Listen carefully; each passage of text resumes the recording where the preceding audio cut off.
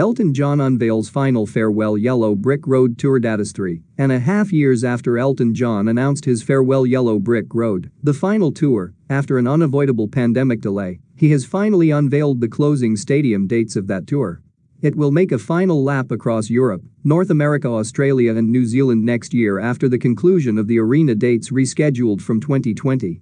The rescheduled 2020 dates begin in Germany on September 1st and cover North America from January to April 2022. The final stretch will kick off on May 27, 2022 in Germany, then move to North America, beginning in Philadelphia in July, and will wrap in November with a pair of dates at Dodger Stadium in Los Angeles, the site of an iconic Elton performance some 47 years earlier.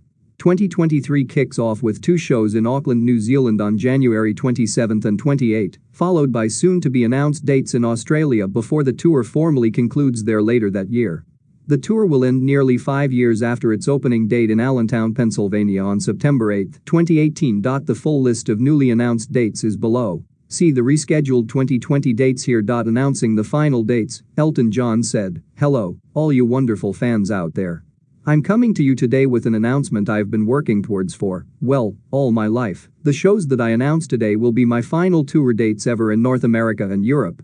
I'm going to go out in the biggest possible way, performing at my very best, with the most spectacular production I've ever had, playing in places that have meant so much to me throughout my career. Whether it's next summer in Frankfurt or at the legendary Dodger Stadium for the grand finale in the United States, I can't wait to see you all on the road one last time. This has been an incredible tour so far, full of the most amazing highs, and I look forward to making more wonderful memories with you at these final shows. To all my friends down under, we'll be seeing you too. Thank you, and I look forward to seeing you in your town." The show is a crowd-pleasing tour de force of his biggest hits, designed to tug at the audience's heartstrings as well as Elton's own.